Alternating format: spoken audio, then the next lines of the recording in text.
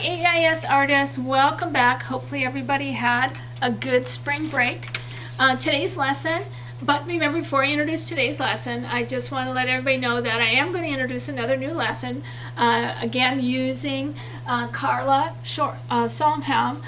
She's actually a friend and a fellow artist and comes up with all these really cute and fun simple ideas. A lot of them are abstract, so we're really thinking outside our comfort zone in our box for many of us, even me. So today's one is it's called one-liners. We're going to use one line, a marker, a pencil, a crayon, whatever tool that you have to create something. So those of you that know me know that I love to dive. So my one-liner is going to be a fish. So again, starting somewhere, I'm going to start this time with the fin. Make a back fin, and it doesn't have to be a real animal or fish. And then again, I'm not taking my pen out. And I think I'm going to drop down and do some coral.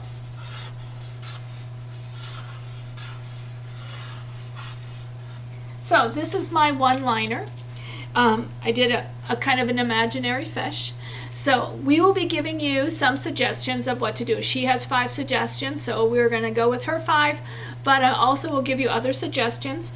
I would suggest that you do something that you are passionate about or interested in, and try to do a one-liner of that. So whether it's a video game character or a cartoon character or something else that you are interested in, use your imagination and try to create a one-liner of something that you were thinking about. But I also will give you some suggestions, so we'll have them written down in our assignment. But let's listen and watch Carla as she demos for us these one-liner activities. I'm just coming around to hit play. Again, this is Carla. I'm Carla, and today we're going to be drawing from our imaginations, and we're going to do it using one line only. This exercise is inspired by Pablo Picasso and Alexander Calder and Paul Klee, modern artists from the 20th century who love to play with line. And what we're going to do is once we put pen to paper, you're not going to lift the pen until the drawing is complete. I also usually ask students to work a little faster than they feel is comfortable. Think of yourself as going downhill skiing. You want to feel that little bit on the edge, a little bit out of control feeling. Just before I start, I want to show you something I don't want you to do, and that is, I don't want you to overthink these. These should be very fast.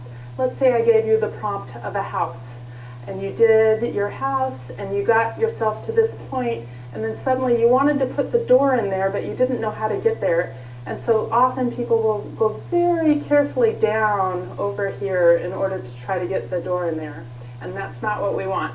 We want instead something different. Here we go. We don't know how we're going to get up there. There's the house that's a one-liner. So I have a list of things I'm going to have you do. One of them is they are an elephant, a shoe, a guitar, a horse, and a vase of flowers.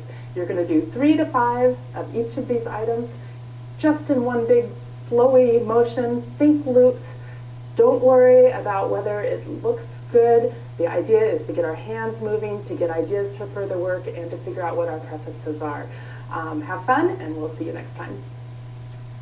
All right, guys, so you can see that she requested or recommended to do each of them about 3 to 5 times. So you can do them 3 times or just once each and do a bunch of different ones. Once you're done doing the one-liners, you certainly can go back in and add color. So we're again working with the element of line because we're using one line, different types of line, but just one, and creating something, whether it's a shoe or a guitar or an elephant. So we want you to use your imagination and just really have fun with this activity. I know I did. See you next time.